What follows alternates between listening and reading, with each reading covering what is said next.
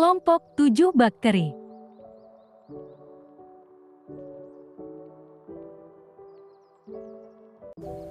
Salam sejahtera buat kita semua. Presentasi kali ini adalah bakteri dan proses infeksi bakteri dalam kehidupan kita sehari-hari. Perkenalkan, nama saya Trianita Nebaho yang akan bertugas sebagai moderator pada saat presentasi ini. Saya akan membimbing jalannya presentasi dari awal hingga akhir. Baik, kita langsung saja ke sesi berikutnya. Bakteri tubuh manusia mempunyai berbagai cara untuk melakukan proteksi. Pertahanan pertama adalah barier mekanik, seperti kulit yang menutupi permukaan tubuh. Kulit termasuk lapisan epidermis, stratum corneum, keratinosir, dan lapisan basal. Bersifat sebagai barier yang penting, mencegah mikroorganisme dan agen perusak potensial lain masuk ke dalam jaringan yang lebih dalam. Misalnya, asam lakrar dan substansi lain dalam keringat mengatur pH permukaan epidermis dalam suasana asam yang membantu mencegah kolonisasi oleh bakteri dan organisme lain. Terdapat berbagai infeksi pada anak disertai dengan kelainan atau tanda pada kulit. Pada beberapa kasus, kelainan kulit dapat merupakan tanda penting penyebab infeksi yang merupakan indikator bermakna adanya infeksi yang mendasarinya.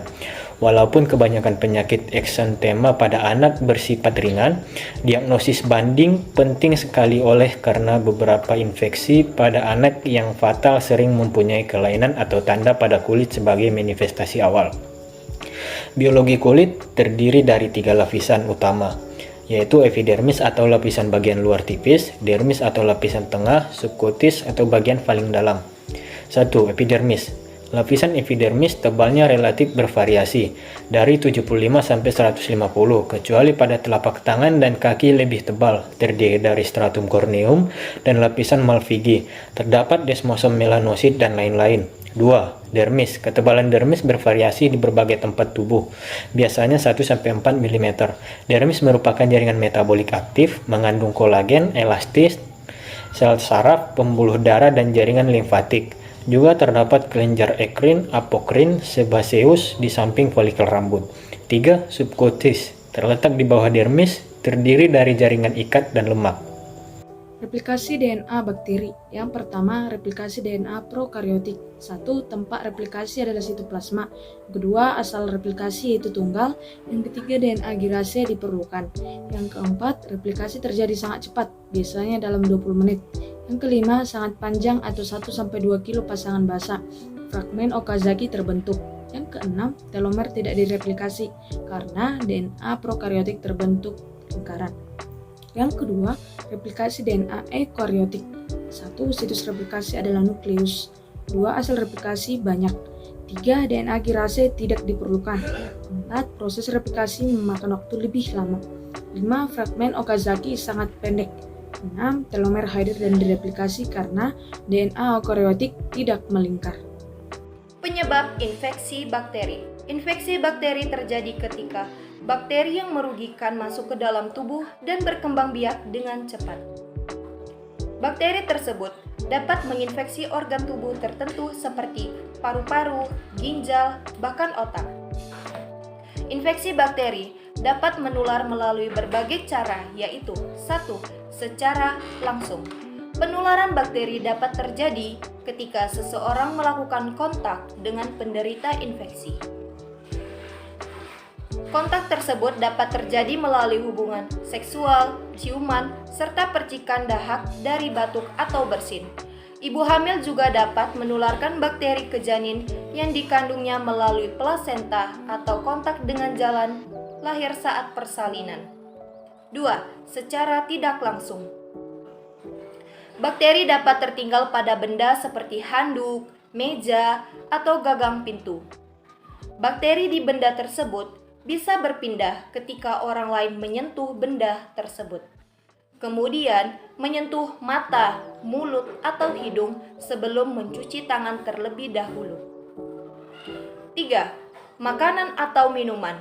Bakteri dapat keluar melalui tinja dan mencemari makanan atau minuman, kemudian menginfeksi seseorang yang mengonsumsi makanan atau minuman tersebut.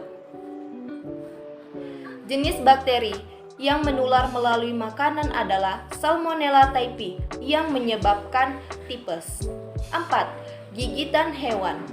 Hewan dapat menjadi perantara penularan bakteri, misalnya pada penyakit Lyme yang ditularkan oleh gigitan kutu. Jenis bakteri yang menguntungkan yaitu 1. Streptococcus auris, yaitu membuat kefir dari susu. 2. Lactobacillus casei, yaitu keju dari susu. 3. Lactobacillus brevis, yaitu membuat asinan dari buah-buahan dan sayuran. 4. Padiococcus cerevisiae, yaitu sosis dari daging. 5. Theobactylus ferrooxidans, yaitu memisahkan tembaga dari bijinya. 6. Escherichia coli, yaitu membusukkan makanan dari usus besar. 7. Actibacterius syncytium, yaitu anak ada koko dari kelapa. 8. Streptomyces griseus, yaitu menghasilkan antibiotik streptomycin. 9. Nitrobacter, yaitu mengkoordinasi nitrit menjadi nitrat, menyuburkan tanah juga. Serta ke-10 yaitu Clostridium botryoum, yaitu mengolah limbah organik. Ke-11 Methanobacterium, yaitu menghasilkan gas metana atau disebut dengan CH4 dari sampah, kotoran, dan hewan ternak. Contoh bakteri merugikan yaitu 1. Tetanus. Bakteri tetanus ini biasanya dapat mematikan jika tidak mendapatkan penanganan medis. Salah satu pengobatan tetanus yang dianggap paling efektif adalah pemberian antibiotik, contohnya seperti penisilin atau metronidazole. 2. Escherichia coli. Biasanya keberadaan bakteri ini mengganggu daya tahan tubuh manusia, terutama anak-anak maupun manula. Bakteri ini dapat membantu sistem pencernaan manusia, namun dalam beberapa kasus, keberadaan bakteri ini berdampak fatal bagi kesehatan manusia. Masuk bagian 3 yaitu sifilis. Sifilis adalah bakteri yang terdapat dalam penyakit penularan seksual. Penularan ini melalui hubungan seksual atau kontak kelamin. Penyakit ini sangat menular dan dapat menyebabkan kerusakan organ lainnya seperti jantung, otak, dan juga saraf. Masuk di bagian keempat yaitu Streptococcus. Streptococcus adalah bakteri yang dapat menyebabkan radang paru-paru atau meningitis atau radang selaput pada otak manusia. Masuk ke bagian 5 yaitu Mycobacterium tuberculosis. Mycobacterium tuberculosis adalah bakteri jahat yang pada umumnya bakteri ini menyerang dalam paru-paru. Namun dalam bakteri paru-paru dapat menyerang organ lainnya seperti ginjal, otak, dan tulang belakang. Jika tidak dapat diobati dengan benar, penyakit ini dapat menyebabkan dan mengakibatkan kematian. Bahan inti atau DNA kromosom. DNA merupakan materi genetik atau pembawa sifat yang disebut sebagai kromosom atau inti bakteri. Bahan inti berfungsi penting dalam mengatur proses-proses yang terjadi di dalam sel bakteri. Yang kedua, plasmid merupakan DNA melingkar yang membawa gen terten yang dapat diwariskan. Plasmid terdapat di dalam sitoplasma. Yang ketiga, sitoplasma tersusun dari 80% air, protein, asam nukleat, lemak, karbohidrat, ion anorganik, dan kromatofora. Yang keempat, dinding sel tersusun atas mukopolisakarida dan peptidoglikan yang terdiri dari polimer besar yang terbuat dari N-asetilmuramat yang paling berikatan silang dengan ikatan kovalen. Yang kelima, membran plasma tersusun dari lapisan fosfolipid dan protein membran plasma berfungsi untuk mengatur pertukaran zat antara sel dengan lingkungannya. Yang keenam, ribosom tersusun dari RNA dan protein yang berfungsi dalam sintesis protein. Ribosom bentuknya berupa butiran halus. Yang ketujuh, mesosom berfungsi sebagai penghasil energi, pusat pembentukan dinding sel baru, dan pembelahan sel. Yang kedelapan, kapsul merupakan lapisan lendir yang menyelimuti dinding sel. Umumnya yang memiliki kapsul adalah bakteri penyebab penyakit, tersusun dari polisakarida dan air yang berfungsi untuk membantu bakteri melekat pada permukaan atau dengan bakteri lain. Yang kesembilan, flagel tersusun dari protein. Flagel berfungsi sebagai alat gerak, tetapi ada bakteri tanpa flagel dapat bergerak. Yang kesepuluh, pili berfungsi sebagai alat lekat dengan organisme lain.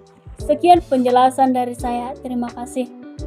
Bentuk dasar bakteri. Bentuk dasar bakteri ada 3, yakni yang pertama, sel bakteri berbentuk bulat atau kokus, terdiri dari 1. Monokokus berbentuk bulat tunggal, kedua, diplokokus berbentuk bulat bergandengan 2, 3. Tetracoccus berbentuk bulat terdiri dari 4 bakteri yang tersusun seperti bentuk bujur sangkar. Keempat, Streptococcus berbentuk bulat yang berkelompok memanjang seperti rantai. Kelima, Staphylococcus berbentuk bulat yang bergerombol seperti buah anggur. Dan keenam, Sarkina berbentuk bulat yang berkelompok terdiri dari 8 bakteri yang membentuk susunan seperti kubus. Lalu yang kedua yakni sel bakteri berbentuk batang atau yang disebut dengan basil, terdiri dari 1. Monobasil berbentuk satu batang tunggal. Kedua, Diplobasil berbentuk batang yang bergandengan 2. 3. Streptobasil berbentuk batang yang bergandengan seperti rantai. Dan yang terakhir yakni sel bakteri berbentuk spiral, terdiri dari pertama, spiral berbentuk lengkung lebih dari setengah lingkaran. Kedua, spiroseta berbentuk spiral halus dan lentur. Dan yang ketiga, vibrio berbentuk koma yang dianggap spiral tak sempurna. Demikianlah tadi presentasi dari kelompok kami. Saya sebagai moderator mohon maaf atas kekurangan dalam presentasi kami. Sekian dan terima kasih.